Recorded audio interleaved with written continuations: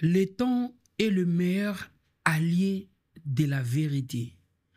Tôt ou tard, le soleil de la justice s'élèvera.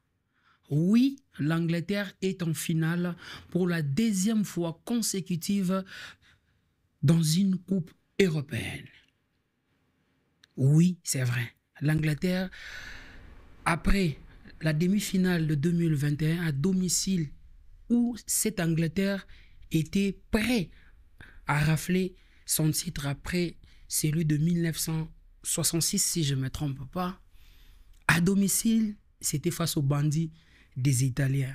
Les tontons méchants comme de Bonucci, de Chiesa et de Donnarumma n'ont pas permis à l'Angleterre de fêter cette fête nationale. Cette fois-ci, encore une fois de plus, 2024, cette Angleterre se retrouve en finale, mais cette fois-ci devant l'Espagne. Une génération dorée, avec une jeunesse, avec une valeur sûre. Est-ce que cette Angleterre est capable de remporter cette finale royale? Est-ce que cette Angleterre est capable de briser cette malédiction depuis 1966?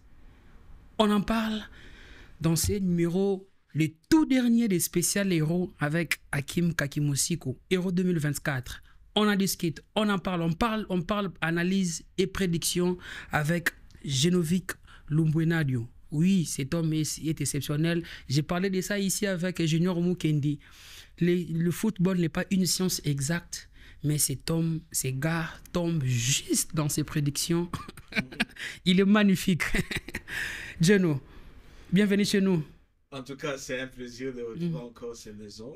De prophète, je les qualifie ainsi parce que à chaque fois que je suis là, voilà, j'ai l'impression de naviguer autrement dans les analyses. Je suis très content de retrouver encore ces podcasts, Dream TV, hein, cette chaîne qui grandit à chaque fois, qui fait ses preuves avec des contenus très intéressants. Je pense qu'aujourd'hui, on va clôturer cet euro de la plus belle de manière, on va descendre de la plus belle de façon, et je sais, comme ça a toujours été le cas, on va trouver du plaisir en analysant et en prédisant. Parce que quand vous nous invitez ici, vous nous invitez en qualité de voyant. Vous voulez qu'on prédit l'avenir et parce qu'on va le faire encore une fois de plus. Je suis très heureux d'être là. Il est surnommé le combattant à l'époque, en 2018, 2019, 2020, c'était Jasper Mobimba que je salue. Cette fois-ci, maintenant, c'est le tour de Homerode. Il est surnommé le combattant. Il tire des balles réelles dans les différents forums WhatsApp. Là, je vous dis franchement la vérité. S'il s'agit de tirer, c'est lui avec Timothée David Lumumba. Il est ensemble aujourd'hui avec moi pour analyser et prédire concernant la finale de l'Euro Allemagne 2024. Emeraude, bienvenue. Merci à vous, Hakim. Merci à toutes les personnes qui vont suivre cette émission. Sauf qu'ici, on ne vient pas pour tirer, on vient pour analyser. Nous sommes venus pour analyser encore une fois cette finale qui est très impressionnante. Moi, personnellement, je n'ai pas attendu, bien sûr, ces deux équipes arriver en finale. Et là, elles arrivent en finale. On doit quand même féliciter les parcours et puis voilà, les contenus de ce qui a été depuis le début de l'Euro. Là, je vous rassure déjà, on va tirer les mardis. On reprend déjà avec la DTF, déjà c'est mardi, on reprend la DTF, on va tirer, on va parler, profiter entre guillemets, donc on va parler du championnat. Football féminin, vous voulez effectivement. Oui, on va parler. C'est là où il y a à boire et à manger. On va parler ça les mardis. On va en parler les mardis ensemble aussi avec les interclubs, le tirage au sort des interclubs de la CAF. Mais on en parle, on finit aujourd'hui, on clôture déjà, je dis coup de chapeau à tous nos followers. Donc, si c'est pour la toute première fois, aujourd'hui je commence avec ça, n'hésitez pas de liker, abonnez-vous et pourquoi pas aussi partager nos contenus, donc, et laissez votre commentaire. Donnez-nous aussi vos analyses et prédictions déjà de cette finale à travers votre commentaire. On reviendra. Et on reviendra pour ça. S'il s'agit même de vous primer, on sera capable de le faire avec Dream Télévision. Geno, on commence déjà avec vous, on parle déjà finale, c'est pour ce dimanche à Berlin, à partir déjà de 20h déjà de heure de Kinshasa. Espagne, Angleterre. C'est une finale que beaucoup de personnes, beaucoup des analystes ne pensaient pas. Voir aussi la façon dont l'Angleterre évoluait avec son jeu qui n'était pas beaucoup plus plaisant, mais il est quand même arrivé jusqu'en finale. devant l'Espagne avec un parcours sans faute. Comment vous voyez déjà cette finale? Moi, cette affiche de la finale, moi, je l'attendais, excusez-moi, parce que quand j'ai vu l'Angleterre, c'est de faire de la Slovaquie en 8e de finale, je m'étais dit, vu le tableau dans lequel il était tombé, c'était pratiquement déjà cuit. C'est-à-dire, c'était déjà décidé d'avance que l'Angleterre sera en finale. Et donc, l'Espagne, c'était naturel, hein, depuis la phase de poule, avec son premier match gagné par 3-0 contre la Croatie. Il y avait déjà des signaux qui présageaient l'avenir de l'Espagne dans cette coupe européenne. Déjà, je voyais l'Espagne en finale. Et donc, l'affiche entre les deux nations, ces deux sélections, ce sont des équipes qui nous ont donné des contenus divers. C'est-à-dire, de l'autre côté, il y a un jeu cohérent, là où tous les principes de jeu sont respectés. Il y a des attaques très rapides, il y a des incursions extérieures qu'intérieures. Là, je vois Espagne. Mais de l'autre côté, il y a une sélection, voilà, l'Angleterre est plus en bloc. L'Angleterre joue plus en bas et tente d'aller en contre-attaque, ouvre rarement le jeu, contrairement à l'Espagne. Et donc, ce sera vraiment un match où on va voir des contenus différents parce que c'est une finale. La finale, c'est que les sélections viennent pour se transcender sur le terrain. Je vois vraiment l'Angleterre venir se transcender. Pareil aussi pour l'Espagne. Ce sera un match qui va se jouer naturellement dans le petit détail. Et surtout, je me dis, l'Espagne va en tout cas nous montrer l'étendue en fait de ses capacités tactiques. Parce que on sait que les équipes en face desquelles l'Espagne a fait face étaient des équipes qui lui laissaient pas mal d'espace. Contrairement au match face à la France, ils ont un peu peiné, mais quand même, ils ont arrivé à faire sauter la défense espagnole. Mais demain, plutôt aujourd'hui, ce soir, ce sera une équipe anglaise qui va vraiment pas trop ouvert les jeux. On va voir maintenant comment est-ce que l'Espagne va se débrouiller. Mais je crois qu'avec la capacité qu'a l'Espagne, avec le talent que l'Espagne regorge, à l'occurrence Nico Williams, Lamine Yamal, il y a Dani Olmo, l'Espagne va s'en sortir immaculée dans cette finale. Parce que moi, je vois, en tout cas, je préfère mieux que l'Espagne remporte cette vous préférez, vous préférez je préfère l'Espagne, selon vous. Il y a des gens aussi, comme nous. Bon, j'ai été d'abord, je vais me prononcer à la fin, Émeraude. L'Espagne en fait une attaque qui crache le feu avec 10 buts réalisés, 3 buts seulement encaissés contre l'Angleterre qui n'a marqué que 6, a encaissé 4 buts.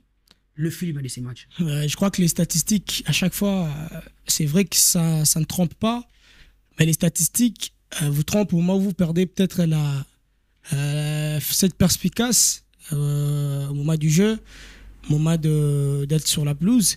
Et là, l'Espagne, elle a prouvé de quoi elle était capable depuis le début de cette camp. Et les perfs se cumulent très facilement.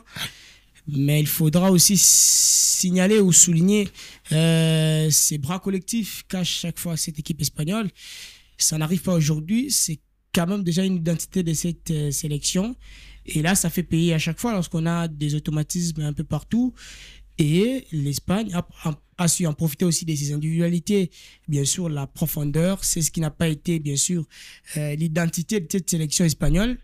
Exploiter les espaces, et là, elle arrive quand même à les faire avec des joueurs qui sont très rapides, qui vous mettent, bien sûr, dans une condition de profondeur. On pense à Lamine Yamal, on pense à Nico Williams, et derrière, s'ils ne finissent pas par des centres, ils finissent quand même par des frappes. On l'a vu face à la France, la frappe de Lamine Yamal qui contourne tout le monde par-dessus. Effectivement, et par des centres derrière, on a un numéro 9 qui vous gagne des duels à chaque fois, Alvaro Morata, qui a quand même une identité de cette sélection, avoir des numéros 9 qui gagnent à chaque fois les duels. Mais c'est Alvaro. Non seulement les duels. Je pense. Oui, mais je placement face à la France était justifié par le simple fait que le match où Morata était sur le terrain, il n'apportait guère. Maintenant, l'ombre de lui-même. Si on voit Dani Olmo, il y a la présence dans l'axe. Il a marqué 2 buts en deux matchs. Et d'ailleurs, même, il est positionné comme le deuxième meilleur buteur de la compétition. Oui, je l'ai vu. Donc, je crois que la présence de Dani Olmo dans l'axe est plus importante que celle de Morata. Morata est expérimenté, mais depuis le début de la compétition, il est frappé par ces contextes un peu plus extra-sportifs. Déjà, ça crie de partout du côté Espagne.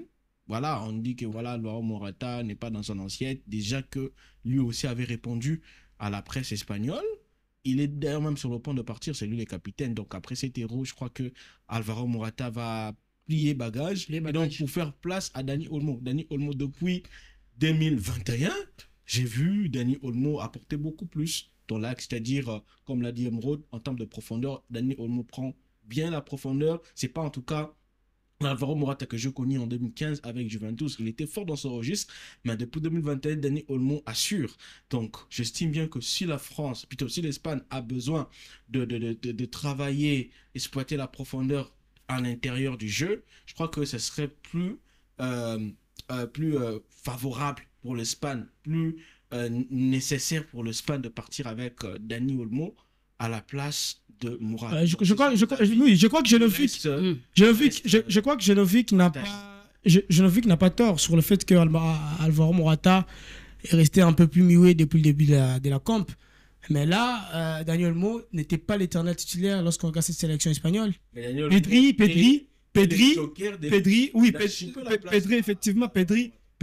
effectivement, c'est Pedri qui commence le numéro 10. Depuis malheureusement blessé. Il est remplacé par Dani Olmo, qui a su bien sûr en profiter de sa place. On a vu qu'il a été très bon face à la France.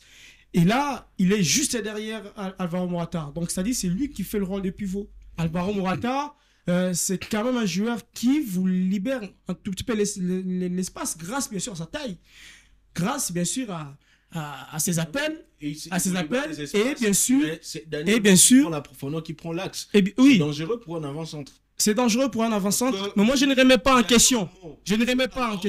Hakim, si tu regardes l'Euro 2021, tu verras que les deux étaient complémentaires. Donc si Alvaro Morata prend la profondeur, Dani Olmo reste en pivot. Si Dani Olmo prend la profondeur, les mouvements d'Alvaro Morata permettent à ce que la défense adverse soit brisée. Mais aujourd'hui, c'est pratiquement le contraire de ce que Alvaro Morata nous a habitués à voir. Mais je crois que l'identité de ces joueurs que garde bien sûr ce joueur, cet attaquant, c'est quand même ses rôles de capitana, parce que c'est important d'avoir ces joueurs qui a un très bon discours dans le vestiaire, qui vous motive à chaque fois, et que c'est important bien sûr d'avoir ces joueurs sur le terrain. Le espagnol, et que Navas. Navas qui a pris juste la place de Carvajal. C'est juste en mêlire parce qu'il a été le plus régulier de tous depuis 2016. Donc c'est le rescapé de la génération Iniesta et autres, parce que quand les Iniesta partaient, lui il venait de faire son entrée. Donc il y a ça. Mais les capitanas naturels en Espagne, c'est Pérouse. Et d'ailleurs même qui moi j'ai qualifié les grands-pères de Lamine Yamal. Quand lui commençait à jouer au foot, Yamal d'ailleurs, son papa n'avait même pas le projet de l'avoir. Hein, voilà. Donc aujourd'hui, c'est retrouvé au sein de la sélection espagnole à Roja.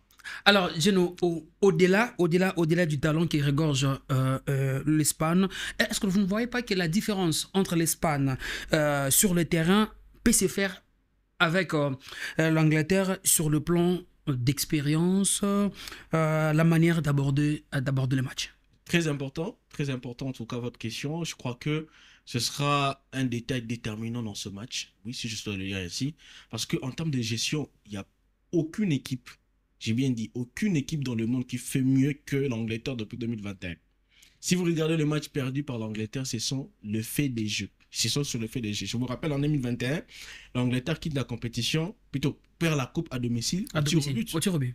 Et quand l'Angleterre vient de perdre le match face à la France en 2022 à la Coupe du Monde, c'est grâce au penalty, je crois, de Mbappé qui a pratiquement chamboulé les choses. Donc l'Angleterre gère très bien ses matchs. Même si son jeu est terne, même si c'est âpre, comme on le qualifie, ennuyeux, mais l'Angleterre sait te marquer quand il faut.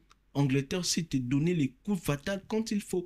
Donc je crois que l'Espagne devrait éviter les pièges anglais de ce point de vue. Parce que l'Angleterre viendra, il va dire que voilà, je vais jouer la finale à fond, mais si le rapport de force en termes d'intensité est perdu, l'Angleterre va essayer d'endormir l'Espagne.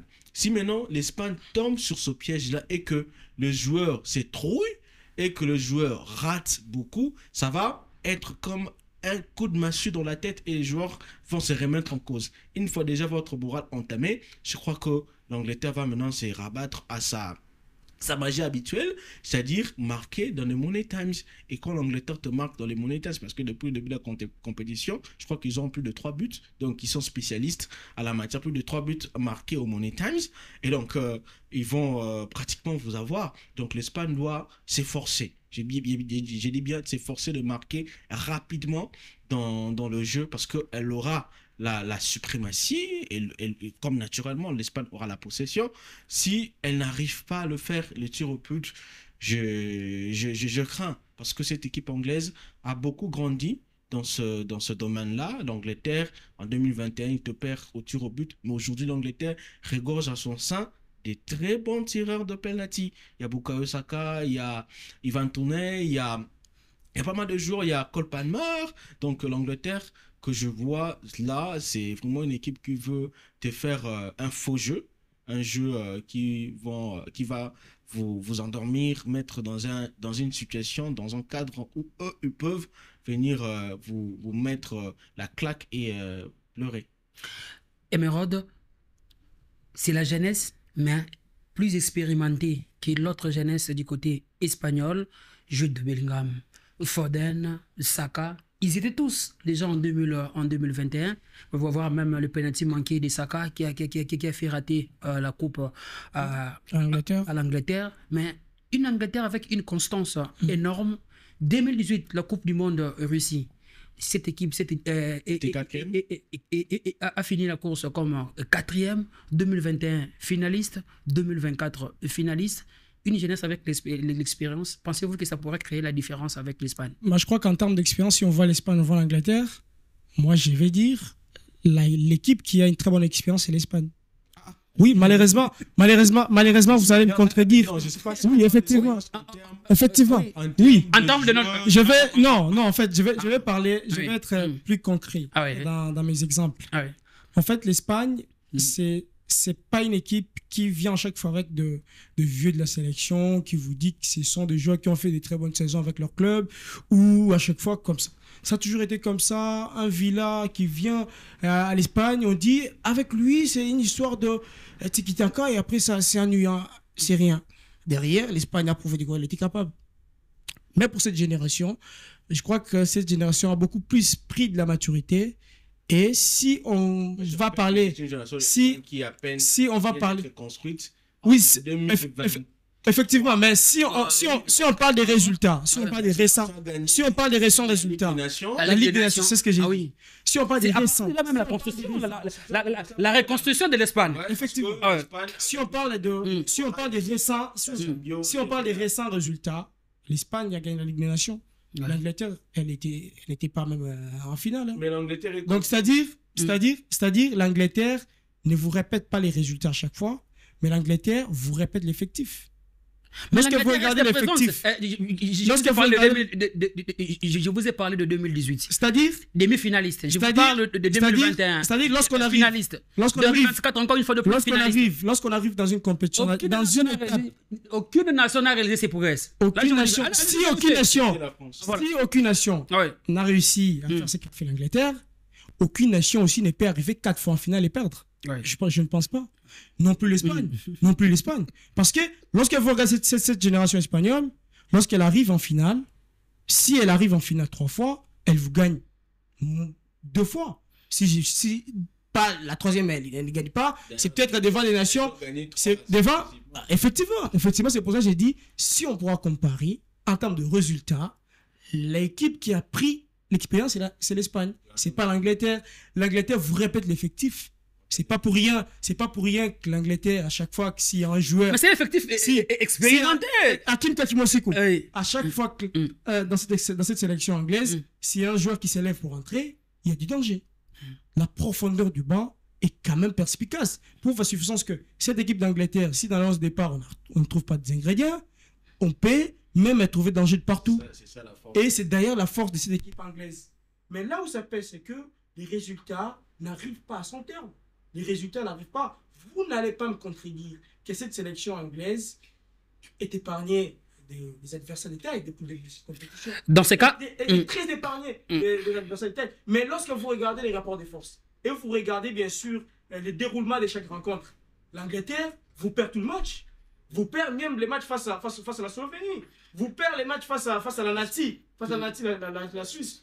Vous perd les matchs face aux Pays-Bas. Vous perd les matchs face à la Slovénie. Mais, à chaque fois, comme j'ai dit, la profondeur du banc vient à ce que l'Angleterre fasse la différence. Et dans ces cas, pour cette finale, moi, je crois que l'Angleterre ne sera pas épargnée et que s'il faudra revenir sur l'expérience, l'Espagne a un petit voilà, dans ces cas, j'allais qu'on puisse un peu nuancer. Peut-on parler de la génération espagnole manque la maturité ou soit le vécu? Non, l'Espagne a pris très vite. Très vite la maturité. Voilà, il faut le dire. L'Espagne a pris très vite la maturité. Mais pour la maturité, en tout cas, l'équipe espagnole est mature. Quand tu vois, effectivement, très vite. C'est un jeu mature. Contrairement au jeu qu'il m'a proposé avec le FC Barcelone cette saison, je crois que c'est un Yamal encore plus adroit, qui a plus d'adresse dans ses passes, qui a plus d'adresse devant le but. Donc, je crois que c'est l'avantage que l'Espagne a face à l'Angleterre. Donc, l'Angleterre a ces joueurs voilà, qui sont expérimentés, naturellement. Des jeunes qui sont habitués au haut niveau avec la Premier League, avec la Ligue des Champions, en l'occurrence Bukayo Saka, Harry Kane, Jude Bellingham.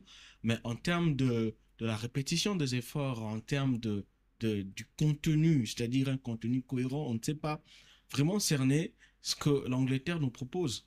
Donc, c'est une équipe qui va vraiment avec la force de son histoire, oui, et comme vous l'avez bien établi, surtout qui part de 2018 jusqu'à nos jours. Et donc, si on doit maintenant parler de ce qui doit se passer, je vois vraiment l'Espagne donner du fil à retordre à l'Angleterre. L'Angleterre ne va pas s'en sortir aussi facilement que ça. Comme je le dis, l'Espagne doit éviter de tomber dans le piège anglais. Parce que les Anglais voudront à ce que les Espagnols se fatiguent dans la tête.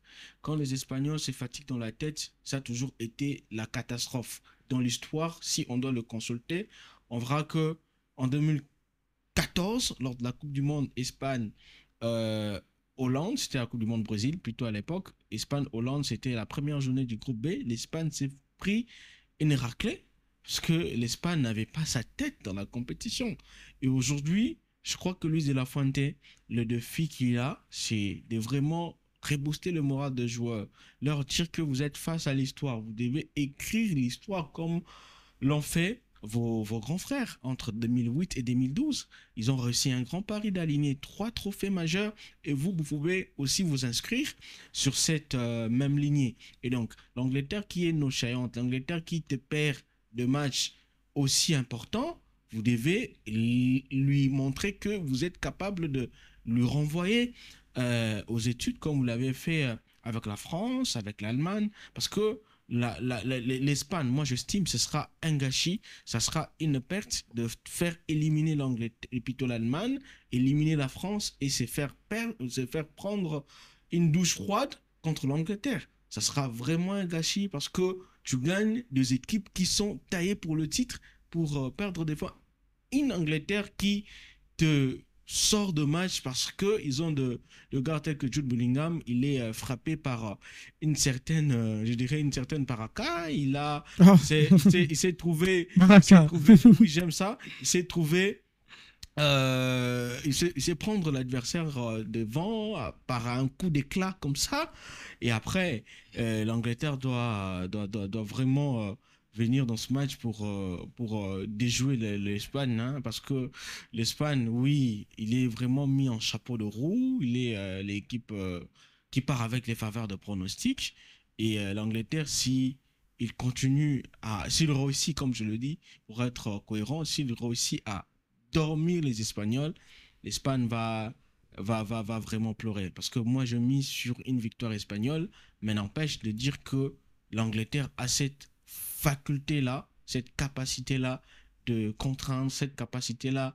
de gérer les matchs, gérer les situations, gérer tous les moments forts de match. C'est-à-dire, même quand vous êtes dominé, vous ne lâchez pas prise. Lorsque vous avez des occasions de contre, vous prenez des contres. Et c'est ce qui fait vraiment la différence, c'est ce qui fait la spécificité de cette sélection anglaise. J'aimerais qu'on puisse parler aussi d'abord, avant de continuer, de parler aussi de Gareth Southgate. Oui, c'est depuis 2018. Il est critiqué par la presse avec son jeu, mais cette Angleterre reste constante. Aujourd'hui, encore une fois de plus, en finale, est-ce qu'on peut dire quand même aussi des phrases, des mots positifs à cette sélectionneur anglais? Je crois qu'il y a des phrases et des mots d'ailleurs très positifs au sein de cette tête de Gareth Southgate. D'abord les choix. Lorsqu'on est cette équipe d'Angleterre qui dépend aussi, entre guillemets, des vieux de la sélection, et qu'on part dans une compétition majeure sans la majeure partie des joueurs qui sont très jeunes, et qu'on laisse passer Grealish, quelques joueurs et sa génération, Rashford et autres, c'est quand même un choix très fort et un choix à féliciter parce que l'Angleterre arrive en finale. Mais là, c'est quand même impressionnant de voir que Gareth Southgate, à chaque fois, si l'Angleterre est en difficulté, c'est lui qui apporte la solution.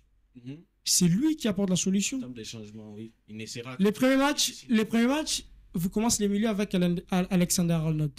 Tout le monde a critiqué. Hein. Alexander-Arnold, il n'est pas dans un jeu direct, il n'est pas très vertical. C'est vrai. Mais le deuxième match, il avait compris. C'est un entraîneur qui comprend facilement ses erreurs, qui comprend facilement son équipe, qui comprend facilement, bien sûr, la valeur sûre de son effectif. Et lors des demi-finales, il met Foden dans son poste, vraiment dans son poste de prédilection. Il le met un peu plus dans un confort. Il a beaucoup plus d'espace. Il peut frapper à chaque fois. C'est un joueur qui aime de longues frappes. C'est un joueur qui aime de longues passes. Il repositionne aussi Bellingham ainsi que Foden. Bellingham est maintenant à gauche et Foden à droite. Effectivement. Et puis, il trouve à chaque fois ressource si l'Angleterre est menée. Donc, c'est-à-dire, face à la Slovénie, on n'est pas passé très loin vers la défaite. Face à la Nati, je dirais, c'est une équipe vraiment qui était déjà à la porte de l'élimination, la Suisse. Et puis, voilà, l'Angleterre trouve à chaque fois des solutions. Et ça vient grâce à Gareth Southgate qui pousse à chaque fois ces jeunes à pouvoir être sur le terrain. On a vu, lorsqu'il a fait monter Watkins, il a marqué le but de la qualif qui a permis à cette sélection d'arriver un peu plus loin. Au moment où nous parlons, c'est d'ailleurs, je dirais, les mots qu'on peut jeter sur la tête. Ça ne sera plus peut-être des pierres, mais ça sera prochainement des fleurs. Genoux, à Berlin, il y aura aussi la guerre de la jeunesse, entre autres du côté espagnol avec Nico Williams, Lamine Yamal. De l'autre côté, il y a Kobe Mainoo et pourquoi pas aussi Bellingham. Cole Palmer, Watkins. Ouais. Est-ce qu'on peut parler d'un match sexy? Ouais, c'est un match sexy parce qu'il y a la jeunesse qui est là plutôt. Cette jeunesse qui représente l'avenir, cette jeunesse qui représente la passation d'ailleurs entre le football, je dirais pas ancien, mais le football des années-lumière, marqué par la présence de Messi, Cristiano et autres. Et maintenant, on sait s'orienter sur une nouvelle dynamique avec de jeunes qui sont frais, très frais surtout, généreux dans les efforts. En l'occurrence, Yamal, Nico, c'est-à-dire des jeunes qui te donnent le plaisir à suivre le football. Moi déjà, j'avais tombé sous les charmes de Yamal depuis son premier jour avec le Barça. Son match qui m'a le plus marqué, c'est ce match face à la Napoli. Mais face à la France, mais ces gars m'a laissé vraiment sur ma soif. Imaginez-vous, j'ai regardé son but au moins pendant 40 minutes. J'ai nécessité de regarder ça. Et donc, en termes de la prise des décisions, la prise d'initiative, tu vois ce ballon, il décale sur... pas trop vraiment sur les côtés, mais il est vraiment proche de l'intérieur à l'entrée de la surface. Mais il t'enroule ces ballons qui écrasent, qui nettoient la lucarne droite de Mike Maignan. Donc, il a vraiment pris la taille de Maignan dans cette action-là. Et maintenant, quand vous voyez Nico, oui, Nico, il est très rapide, technique, balle au pied en tout cas, face à face. En termes de fixation, il s'est vraiment dribblé en 1 contre 1. Mais aussi, de l'autre côté, il y a Cole Palmer. Ouais, Cole Palmer, il frappe surtout par la concurrence qu'il y a dans l'effectif. Il y a Bukayo Saka qui est là, il ne peut pas aussi être délogé facilement. Il y a Mainu, il y a Watkins qui avait marqué le but de la victoire côté anglais. Et donc, c'est cette jeunesse-là qui va, je crois, qui va vraiment agrémenter les spectacles. C'est la jeunesse qui va vraiment déclencher le sort comme on le veut tous, parce que la finale, c'est plus le sort qui compte. On ne veut pas trop s'attarder sur le jeu, parce que tu peux beau faire des spectacles et après perdre la coupe. Donc, je crois que sur cette finale-là, on aura à compter sur la jeunesse. Moi, plus que je suis un peu déjà penché côté espagnol, je crois que la jeunesse espagnole que forme Nico, que forme Yamal, que forme Moreno, je crois. Il y a le gars qui avait marqué le deuxième but. Merino. Voilà, Merino qui avait marqué le deuxième but face à l'Allemagne. Il peut aussi venir nous faire sa spéciale. Pourquoi pas? Donc, c'est vraiment la finale avant l'heure. Il y a une finale dans la finale parce que ces jeunes-là ne se fatiguent pas. C'est une rencontre de la vie, c'est un match d'une carrière, c'est un match d'une histoire. Donc, ils n'ont pas droit à se rater. Emeraude, de l'autre côté, j'aimerais qu'on puisse aussi parler de l'évolution de l'Angleterre, qui au début avait rien que la fiabilité. Il n'a gagné qu'une seule rencontre face à la Serbie, 2 matchs nuls, 1 but partout contre le Danemark et 0 but partout si je me trompe contre la Slovaquie, la Slovénie. La Slovénie. Aujourd'hui, en finale, on peut dire maintenant que l'Angleterre a mélangé non seulement la fiabilité, mais aussi l'efficacité. Et je crois oui. Je crois la fiabilité, l'Angleterre en avait déjà. Hein. Ouais. Lorsqu'on part dans une compétition, on ne s'attarde pas d'aller très loin lorsqu'on est cette équipe d'Angleterre. Mais là, beaucoup plus. Lorsque j'ai vu cette Angleterre évoluer lors du premier match, j'avais dit, ça c'est de n'importe quoi. C'est une équipe qui ne vient pas pour aller jusqu'au bout. Parce que le contenu du jeu de cette sélection anglaise, moi personnellement, ça m'a déçu. Mais lorsque je vois cette équipe d'Angleterre arriver jusque-là, je vais le répéter encore une fois, c'est une équipe épargnée par des grands adversaires. Mais je crois que l'Angleterre a su quand même en profiter des erreurs adverses, a su en profiter bien sûr de la fatigue adverse à chaque fois. Parce que lorsque vous regardez les matchs face aux Pays-Bas, c'est une équipe, lorsqu'elle marque les premiers buts, après, ce n'est rien. C'est une équipe qui est dormie, c'est une équipe qui ne vous fait pas les jets directs, les jets d'avant, et que ça en profite à cette sélection anglaise. Et surtout lorsqu'on a un contenu solide de milieu de terrain, on a Declan Rice qui est très bon dans le jeu vertical, on a Maindo qui est un très bon technicien, et on a devant Harry Kane qui peut vous garder les ballons chaque fois et permettre bien sûr aux ailiers de pouvoir exploiter les espaces. Et cette sélection anglaise l'a prouvé. Et cette sélection anglaise avait la fiabilité, avait l'efficacité d'ailleurs des réponses. Quand je dis efficacité des réponses, c'est que la réaction est très vite. La réaction est très vite face aux Pays-Bas. La réaction est très vite, même lors des séances de tirs au but.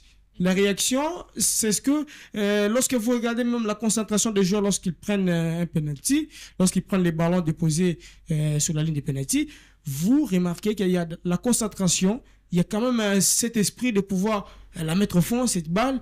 Et on l'a vu à chaque fois lorsque Bukayo Saka arrive devant les gardiens de but. On a vu lorsqu'Harry Kane arrive lors de son penalty face aux Pays-Bas. Et on a vu la façon dont l'Angleterre s'est ressourcée en termes de son banc de touche pour aller à chaque fois chercher ses buts. C'est pas égalisateur, c'est but de la victoire. Et l'Angleterre, je dirais, a su en profiter non seulement de sa fiabilité parce que c'est une équipe anglaise, mais aussi de son efficacité. Moi, je dirais même la capacité de réaction et la capacité de croire un peu plus. On chute déjà vers la fin de ces podcasts. Espagne, Angleterre, des équipes, on pourrait dire que les 2 meilleures équipes qui arrivent en finale avec des styles différents. De l'autre côté, les caractères. Et de l'autre côté aussi, c'est le contenu. C'est vraiment bien résumé. Il y a le caractère, il y a le contenu. Donc, une opposition de style, une opposition purement psychologique parce que ça décrit les 2 sélections. il y a le caractère, il y a le contenu. Donc, eux, ils viendront demeurer dans leur retracement, c'est-à-dire on veut rester égal à nous-mêmes. Là, je vois les Anglais, mais les Espagnols aussi voudront demeurer sur leur principe de jeu. Donc, garder cette capacité-là de se projeter vite avec des très belles transitions qui part de l'attaque, de la défense au milieu du terrain, passant par Rodri jusqu'en attaque. Et donc, si le span reste cohérent comme il a été toujours, je crois que la finale va être gagnée. Le caractère anglais, c'est ce caractère-là qui n'abdique pas. C'est ce caractère-là qui te fait douter. C'est ce caractère-là qui te met dos au mur. Et donc, je pense que ça va se jouer à ce niveau-là.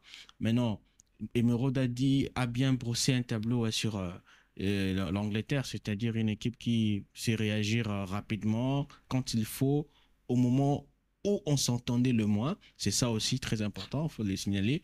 Et donc, l'Espagne doit vraiment éviter le piège anglais. Je ne cesserai de me répéter là-dessus. Maintenant, si on doit parler là où le danger pourrait venir, je crois que côté espagnol, bien évidemment, j'avais vraiment vu l'Espagne souffrir sur le flanc droit. Oui, je sais que déjà Dani Carvajal va faire son retour ce soir. Il y avait Reus Navas sur ce côté, mais bon, il y a le vieux Reus. Ouais, il y a aussi Normand qui fera son retour, même si dans l'axe, Nacho n'était pas aussi ridicule que ça. Et donc, il y a des joueurs qui sont expérimentés derrière. Il y a Laporta, il y a Normand, un jeune qui monte. Il y a Kurokela qui a fait de compétition internationale. Donc, il est vraiment... il s'est déjà acquitté de la pression, donc il ne sort pas trop du match à cause de la pression. Il y a aussi ces points-là qui doivent être soulignés. Oui, Nico Williams, Lamine Yamal, ils ont joué de match à élimination face à la France, à l'Allemagne, mais demain et aujourd'hui, ce sera une finale. Et donc, ils doivent sortir leurs griffes sous une atmosphère d'enfer.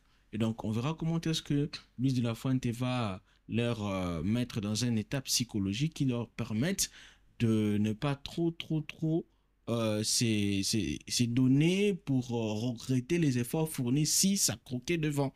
Et donc, c'est ces points-là qui doivent être plus passés en revue par Luis de la Fuente, mettre ces joueurs dans une disposition dans laquelle ils vont jouer, faire leur jeu naturel et ne pas en faire de trop. Parce que je pense que si les fans en fait de trop ce soir, l'Espagne risque de le regretter. Donc l'Espagne doit être naturelle, développer son football. Je crois aussi Rodri sera d'une grande importance dans ces registres-là, rabattre les troupes, rappeler à l'ordre lorsqu'ils en auront besoin, parce que Morata, bien sûr, c'est l'expérience, mais Morata lâche facilement le pédale. Je crois que Rodri, déjà, il s'est habitué à des matchs de l'occurrence. Il a joué ce match face au Real Madrid avec City, il a joué ce genre de match contre l'Inter. Quand vous voyez la finale contre l'Inter, l'Inter était vraiment venu pour faire endormir City, mais City avait frappé fort. Donc Rodri sera d'une grande importance parce qu'on sait comment est-ce que Rodri à lui tout seul, il peut te broyer tout un milieu de terrain. Il a cette facilité-là de conservation, de la relance, de l'organisation. Donc il fait 3-4 travaux à la fois. Donc l'Espagne va vraiment s'y atteler dessus parce que le jeu ne doit pas être en dessous de l'enjeu. Voilà. Donc l'enjeu doit être de mèche avec le jeu pour que vous gagnez le match. Parce que l'enjeu, des fois, lorsque l'enjeu l'emporte beaucoup, des fois le jeu aussi diminue. Donc lorsque le jeu aussi on l'emporte sur un jeu, ça déséquilibre la balance. Donc ça doit être juste pour que l'Espagne trône sur l'Europe pour la 4e fois dans son histoire. Voilà, nous avons encore vraiment que cette Angleterre sera en mesure de briser cette malédiction. Sa dernière vous coupe. misez plus sur l'Angleterre. C'est sa dernière coupe, c'est 1966. Il faudrait que ça se voit même dans voilà. J'aimerais voir cette génération quand même briser cette malédiction. Ça sera pas aussi mauvais. Pour ouvrir la brèche ou soit le chemin pour la génération future. Logique des événements, les fans méritent sa coupe parce que la profession.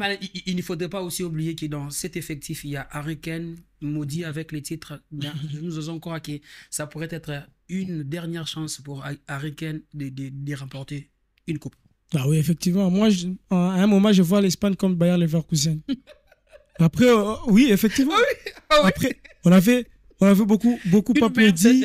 Une meilleure saison pour finir par Prendre, perdre. pour prendre le début face à Atlanta. Attention, Je sais pas. l'Espagne n'est pas le Leverkusen. Moi, je disais que le problème de Leverkusen, c'est qu'il s'est mis dans une position dans laquelle il voulait beaucoup trop réagir. Le problème, c'est que de vouloir sortir. le problème, c'est ça d'ailleurs. Le problème, c'est ça d'ailleurs. Au final, contre qui? Le problème, c'est ça. Le problème, c'est que on a. Le problème, Hakim, le problème, c'est que avec Genovic, il y a un problème. Ouais. Il y a beaucoup de théories. Ouais. Beaucoup de théories n'amènent rien. N'amène rien. Je crois que la raison qu'on peut avoir par rapport à ce que vous dites, c'est Bayer Leverkusen. Ok. Bayer Voilà. Leverkusen. Nous sommes arrivés à la fin de ces podcasts. Je commence avec vous rapidement, Emeraude. Votre pronostic de la finale. Un but partout. Le match va finir jusqu'au tir au but. Et je crois que lorsqu'on va arriver au tir au but, on va dire qui va gagner. Un but partout, oui. Qui va gagner au final? Ils sont clairs. Oui, bien sûr, il y aura prolongation. Après la prolongation, nous aurons la séance de tir au but. Mais après, c'est là. Et là, c'est quand même un exercice fatal. On ne sait pas qui veulent remporter, mais j'ai mise pour un partout. Si je dirais pour l'équipe qui va gagner la compétition, l'équipe qui gagne la compétition, c'est l'équipe qui vous gagne l'euro. L'équipe qui vous gagne la finale, c'est l'équipe qui vous gagne l'euro. L'Espagne, l'Angleterre, c'est l'Espagne qui part dans cette logique-là. Mais comme je vais les répéter, je vois l'Espagne comme Bayer Leverkusen. Donc, quand tu vois l'Espagne, Bayer Leverkusen, tu dois miser Angleterre ou Espagne? Angleterre. Là, pour être juste. Oui, moi je vais rester égal à moi-même. Je pense que demain, ou plutôt ce soir, l'Espagne va l'emporter par 3-1. 3. Cette défense. L'Espagne va gagner sa coupe. Va encaisser 3 buts. Ouais. 3 buts. Ouais. Ah oui. Je crois Ça que peut l'Espagne arriver. va faire sauter cette défense aujourd'hui. Moi, j'avais rêvé Espagne, Angleterre, 1-0 en faveur de l'Espagne. Oui, bien sûr, oui.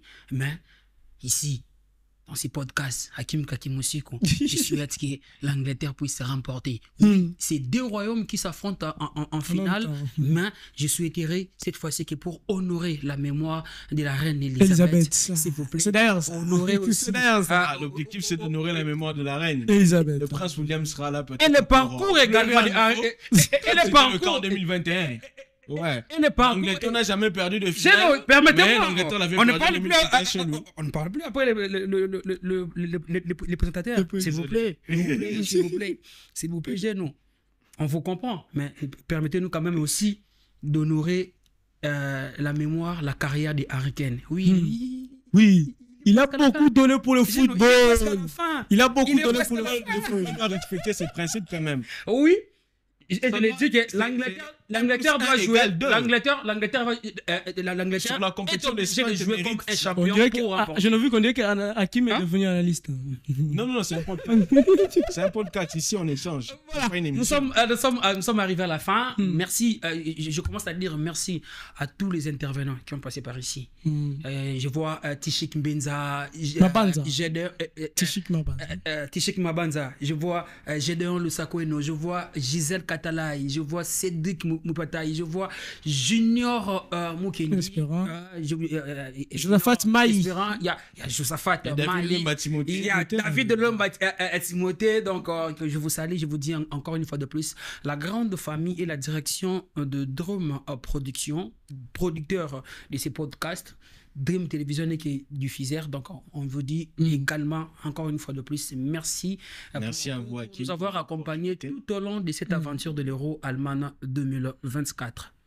Merci. Ici, on va encore une fois commencer par les remerciements. Moi, je dirais il faudra aussi remercier des personnes qui nous soutiennent, des personnes qui nous jettent des fleurs à chaque fois. Je pense à Noble Diakileke et Madame Kevin Sefou. Voilà, Nous sommes arrivés à la fin. Merci à vous, nos followers. Vous étiez avec nous au début de cette aventure de l'Euro Allemagne 2024. Nous sommes maintenant arrivés à la fin. Donc, prenez rendez-vous déjà pour la semaine prochaine. On reprend avec Dream Team Forever.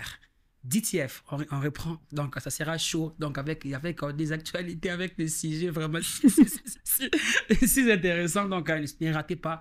Quant à moi, je vous dis au revoir, on se retrouve à la prochaine. Fini l'aventure, l'Euro, on attend qui gagnera cette couronne entre les deux royaumes. Au revoir.